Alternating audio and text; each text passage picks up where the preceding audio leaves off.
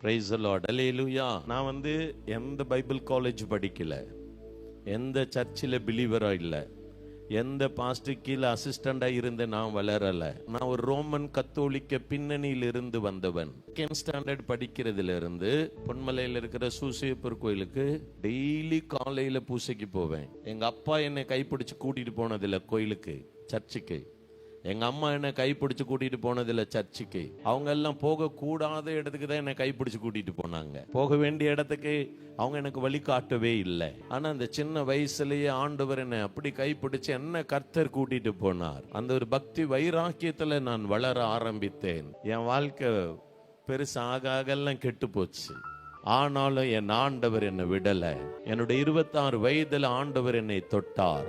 எல்லாத்தையும் விட்டுட்டு வா என் பின்னாடின்னு சொன்னார். ஏசப்பா பின்னாடி போக ஆரம்பித்தேன். சொன்ன இமை பொழுதுல என்னுடைய அவ்வளவு பிசினஸ் எல்லாத்தையும் விட்டுட்டு ஏசப்பா பின்னாடி போக ஆரம்பித்தேன். அப்ப போக ஆரம்பித்து ஆண்டவர் என்ன ஒரு சின்ன அறையில வச்சு என்ன ஆண்டவர் உருவாக்குனார். ஒரு நாளைக்கு என்னுடைய பிசினஸ் நேரம் எவ்வளவு தெரியுமா? 21 மணி நேரம் உழைப்பேன். அந்த 2ஆம் கிளாஸ் படிக்கிறதுல இருந்து அதிகாலையில் எங்கள் அப்பா என்னை எழுப்பி விடுவாங்க. எதுக்கு தெரியுமா? அப்பா ரயில்வேல வேலை செய்வாங்க. வீட்டில் நிறைய மாடு இருக்கும். எனக்கு என்ன வேலை அப்படின்னா, எங்கள் வீட்டில் எங்கள் அப்பாவும் அம்மாவும் பால் கறப்பாங்க. அவங்களுக்கு கொசு விரட்டுறது என் வேலை. அந்த நேரத்தில் கொசு விரட்டி முடிச்சு அவங்க பால் கறந்து முடிச்ச உடனே நேரம் முதல்ல பால்லாம் கொடுத்துட்டு சர்ச்சுக்கு போவேன். அப்படி ஒரு பக்தியில வளர்க்கப்பட்டவன், தேவனால வளர்க்கப்பட்டவன் நான். ஆமென். ஆபிரகாம் போல ஆண்டவர் அழைச்சார். எல்லாத்தையும் விட்டுட்டு வாடா, எல்லாத்தையும் விட்டுட்டு தேவ சமூகத்துல ஒரு நாளைக்கு 21 மணி நேரம் தேவ சமூகத்துல இருப்பேன். அதிகபட்சம் பல மணி நேரங்கள். இன்றைக்கும் ஆண்டவர் அவருடைய கிருபையினால நிற்கிறேன். அப்போ பாத்தீங்கன்னா ஆண்டவர் ஆபிரகாம் அழைச்சது போல என்னையும் எல்லாத்தையும் விட்டுட்டு, வயதான தாய் தகப்பனார், நான் ஒரே ஒரு பிள்ளை, எனக்கு ஒரு தங்கச்சியை திருமணம் பண்ணி கொடுத்துட்டு ஆண்டவர் என்னை ஊழியத்துக்கு அழைத்தார். திருமணம் பண்ணி முடிச்சதுக்கு அப்புறமேட்டு ஆண்டவர் என்னை மணப்பாறைக்கு போ அப்படின்னு சொன்னார். ஆண்டவர் சொன்னதை கேட்டு மணப்பாறைக்கு போனேன். இந்த மாதிரி ஒரு ஹாஸ்பிட்டல்ஸ் கொட்டாய் தான், சின்ன இடம், இதுல ஒரு கால்வாசி, அதுல தான் என்னுடைய சபையை ஆரம்பித்தேன். இதுக்கப்புறமேட்டு எனக்கு வாஞ்ச வர ஆரம்பிச்சது. ஆனா வாடகை வீடு, சொந்த வீடு கிடையாது. திருச்சியில இருந்து நான் மணப்பாறைக்கு போகும்போது ஏசப்பா வெறும் 50 ரூபா தான் கொடுத்தாங்க. வெறும் 50 ரூபாய். 2003ஆவது வருஷத்துல விசுவாசத்தை ஆண்டவரிடத்திலிருந்து நான் கற்றுக்கொண்டவன். விசுவாசத்தை ஆண்டவரிடத்துல கற்றுக்கொண்டவன். அப்போ வெறும் அந்த 50 ரூபாயை வச்சுதான் என்னுடைய ஊழியத்துல பஸ் காசு போக மிச்சம் வச்சுதான் ஆரம்பம். ஒரே ஒரு பேண்ட் சட்டையோட தான் நான் மணப்பாறைக்கு போனேன் கர்த்தருடைய வேலைக்காக. தங்குறதுக்கு கூட எனக்கு இடம் எங்க இருக்குன்னு தெரியாது.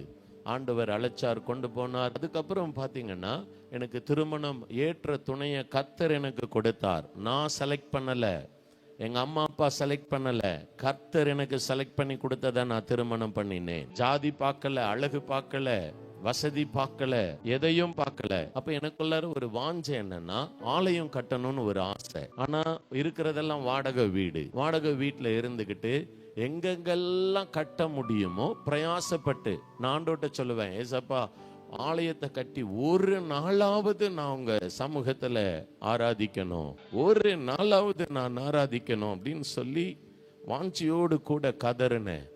அப்போ பல இடங்கள்ல கட்டுவேன், ஆரம்பிப்பேன், முடிக்க முடியாது. ஏதாவது ஒரு தடைகள் வந்துடும்.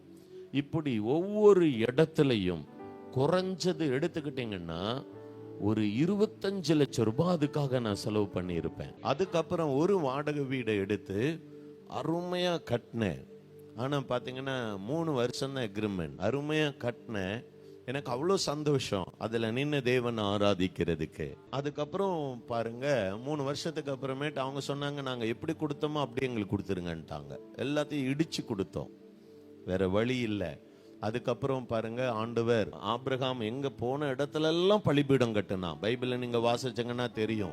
நான் அப்படித்தான் போன இடத்துல எல்லாம் பலிபீடம் கட்டினேன், தேவனுக்கு தெரியும். தாவீது எப்படி தேவனுக்காக ஆலயம் கட்டுறதுக்காக அநேக காரியங்களை சவதரித்து வைத்திருந்தான். ஆனா கர்த்தர் பாருங்க, அவனுக்கு வீடு கூட இல்லை, ராஜாவுக்கு வீடு இல்ல, அரண்மனை இல்ல. அப்ப எப்படி அவன் ராஜாவா இருந்திருப்பான் பாருங்களேன், எந்த சிச்சுவேஷன்ல அவன் இருந்திருப்பான் பாருங்களேன். ஆனா கர்த்தர் அவனுக்கு வீட்டை கட்டி கொடுத்தார். கர்த்தர் வீட்டை கட்டி கொடுத்தார். பாருங்க, அப்படிதான் எனக்கு அப்படிதான். நான் பாருங்க எல்லா இடத்துலையும் ஆலயம் கட்டினேன்.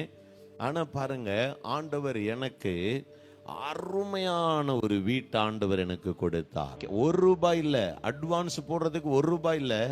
ஆனா ரெடி கேஷ் கொடுத்து வாங்கி கொடுத்தார், கடன் இல்லாதபடிக்கு. பிரைஸ் தி லார்ட், ஹல்லேலூயா. இருக்கிற வீடு போதும்னு நினைக்காதீங்க. 2 நாளைக்கு முன்னாடி கூட நான் ஜெபம் பண்ணேன், ஏசப்பா இப்ப ஆண்டவர் கொடுத்திருக்கிற வீடு நல்ல வீடு தான். ஆனா இப்ப நான் என்ன சொன்னேன்னா, எனக்கு வேணாம், இனி இது வேண்டாம், இனி எனக்கு அடுத்த லெவலுக்கு நான் போகணும். எனக்கு இன்னும் நான் விசாலமா நான் நடந்து நல்லா ஜெபிக்கணும். எனக்கு அப்படிப்பட்ட ஹால் வேணும், நல்லா துதிக்கணும், நல்லா ஆராதிக்கணும். என் பெட்ரூம்ல ஒரு சாப்பலே இருக்கணும். அப்ப தேவன் இதெல்லாம் செய்வார். எப்படி செய்வார்? நம்ம கர்த்தருடைய ஆலயத்தை கட்டணும். சீக்கிரம் நீங்க கட்டணும், ஏசி போடணும், ஆமா, மகிமையா இருக்கணும்.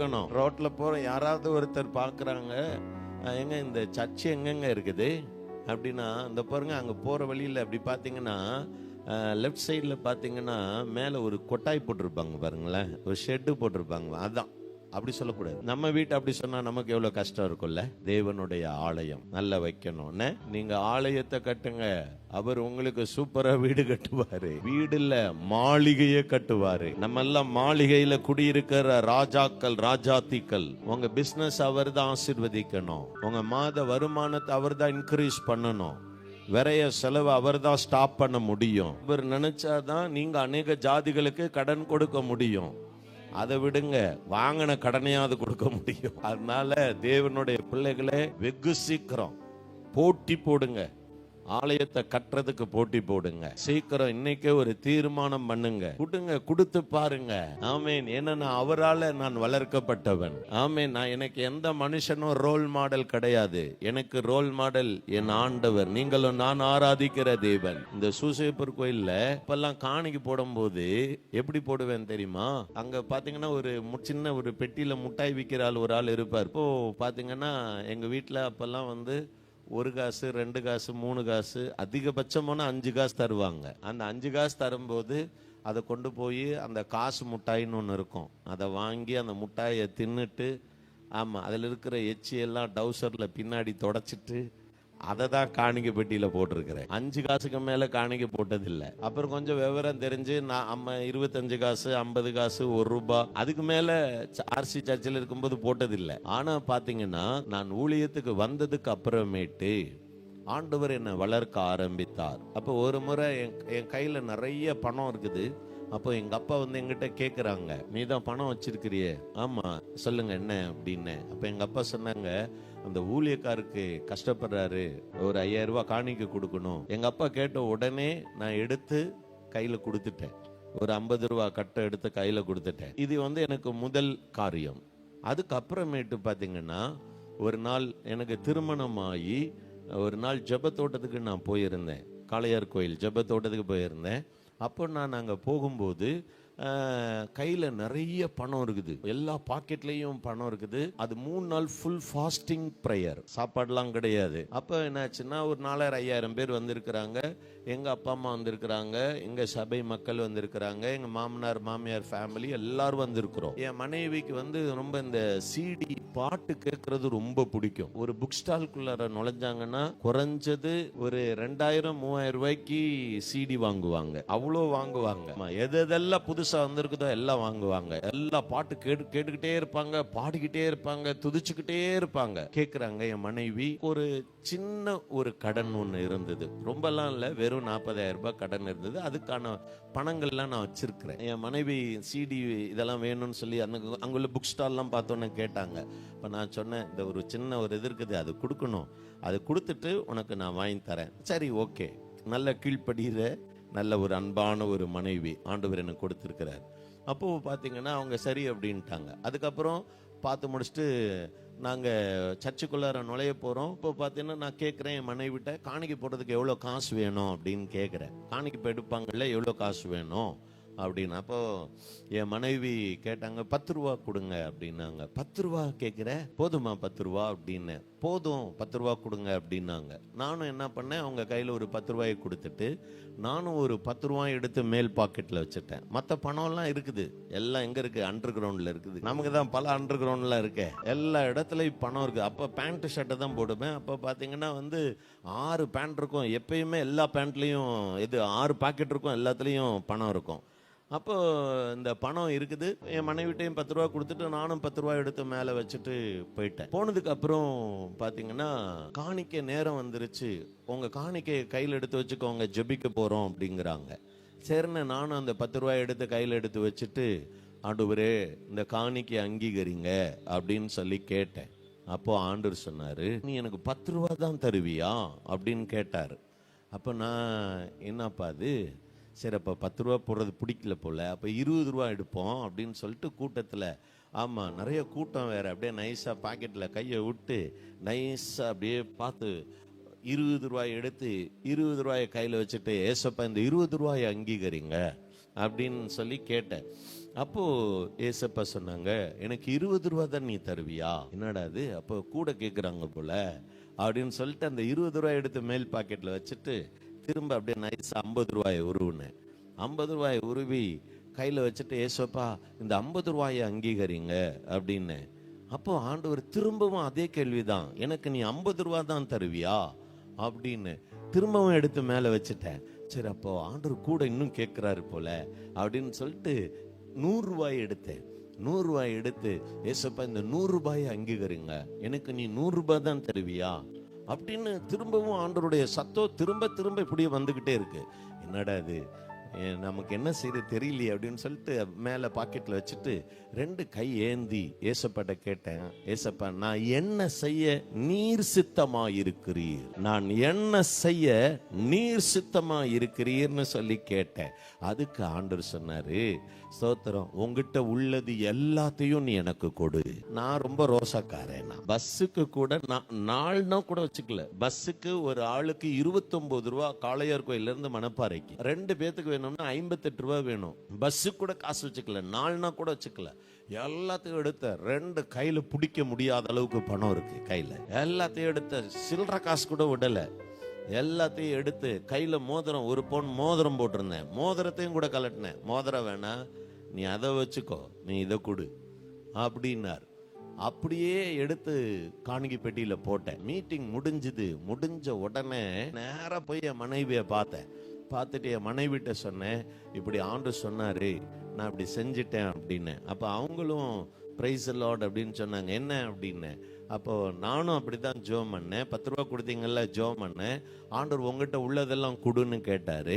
எங்க அம்மாச்சி ஒரு 100 ரூபாய் கொடுத்துட்டு பைபிள் வச்சிருந்தேன், நானும் அதை எடுத்து எல்லாத்தையும் போட்டேன். பரவாயில்லையே, 2 பேத்துக்கும் ஒரே ஆவிய ஒரே காரியத்தை ஆண்டவர் வெளிப்படுத்தி இருக்கிறாரு அப்படின்னு சொல்லிட்டு ரொம்ப சந்தோஷம். அப்ப நான் சொன்னேன் என் மனைவிட்ட, நம்ம கையில காசு இல்லை, யார்கிட்டையும் நம்ம காசு கேட்க கூடாது. ஆனா காசுன்னு கேட்டா கொடுக்கறதுக்கு எத்தனையோ கை நீட்டுறதுக்கு ரெடியா இருக்கு.